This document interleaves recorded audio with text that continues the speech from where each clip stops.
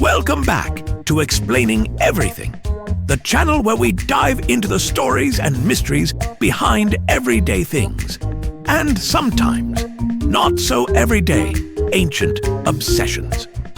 Today's question comes from one of our curious viewers at Sphinx and Snacks 06.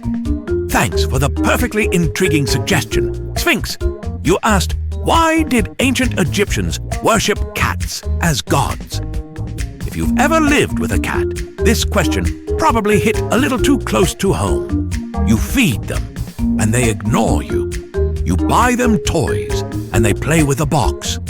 They think they're gods. So were the Egyptians just the first to catch on?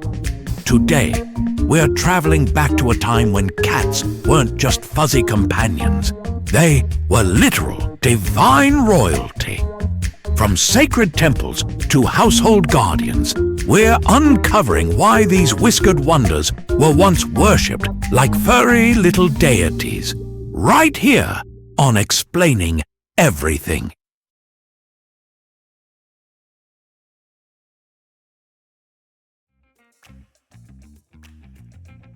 All right, picture this. You're an ancient Egyptian chilling by the Nile, enjoying a fig, when suddenly, rats everywhere.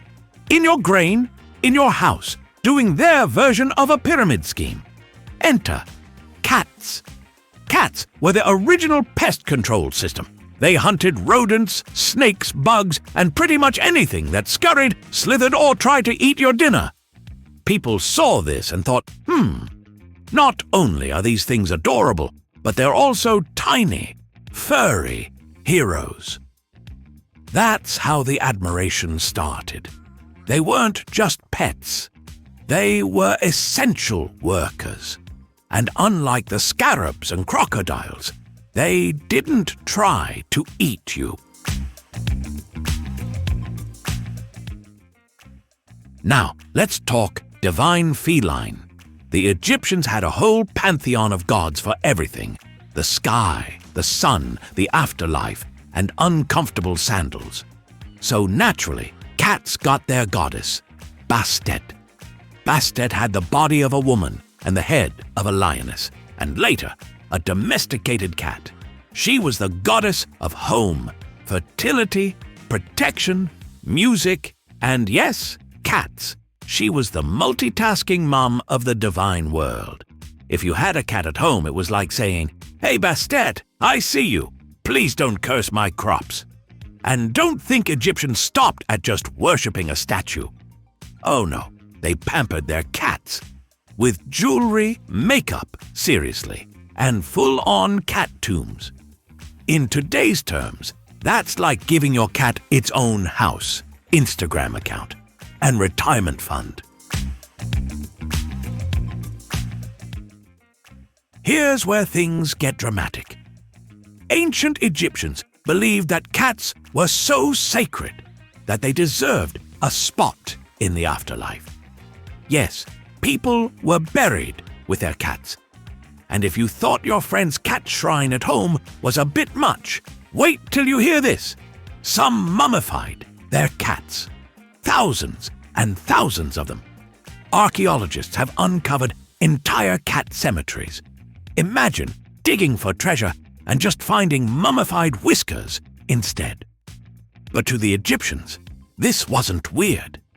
Cats were spiritual protectors. If your cat was purring next to you in life, they'd guard you in the afterlife too, like a furry bodyguard with attitude.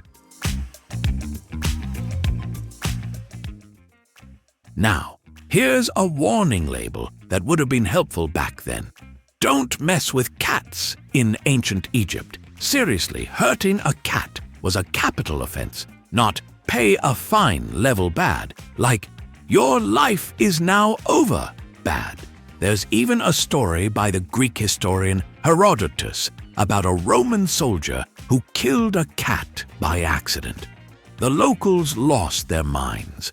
No trial, no mercy, just ancient Egyptian justice, cat style. In short, cats ruled and you drooled, or else. Okay, let's zoom out. Why the cat obsession? It boils down to a few big reasons. Utility. Cats protected food stores by hunting pests. Mystery. Cats are silent and graceful and stare at walls like they see spirits. Egyptians loved that whole mysterious guardian vibe. Symbolism. Cats represented protection, femininity, motherhood, and balance, values deeply important in Egyptian culture. Charm. Have you seen a cat nap in the sun? Egyptians were human. They had hearts. Also, let's not ignore the obvious. Cats do that thing where they act like they own you. Egyptians probably thought, wow, it must be divine. It won't listen to me at all. Did you know there was a literal cat industry? Some temples raised cats, farmers who bred them, artisans who made cat statues, cat jewelry, and cat eyeliner designs. Cats were the Beyoncé of ancient Egyptian culture. They even had cat embalmers.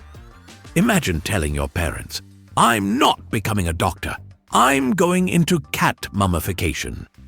You'd think this was a niche career, but nope. It was booming.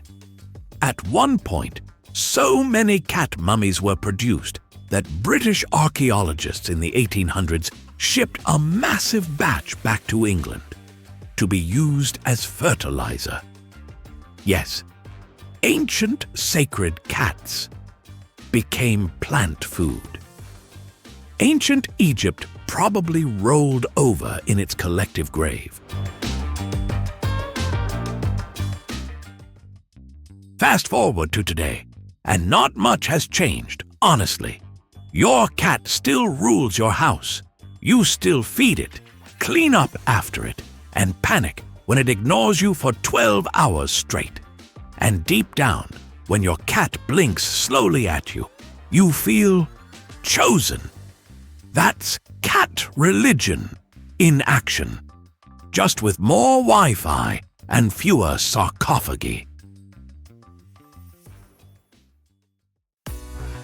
So why did ancient Egyptians worship cats? Because they were protectors, companions, pest control experts, and mystical little gremlins with big eyes and zero respect for personal space. They earned their status the hard way, by saving grain, slaying snakes, and looking majestic while doing it. And honestly, not much has changed. We may not mummify them anymore, hopefully, but cats still have us wrapped around their fluffy paws. Catch you next time when we dig up the past, decode the present, and sometimes worship cats. Because history says it's totally allowed. If you like this video, hit that like button and subscribe.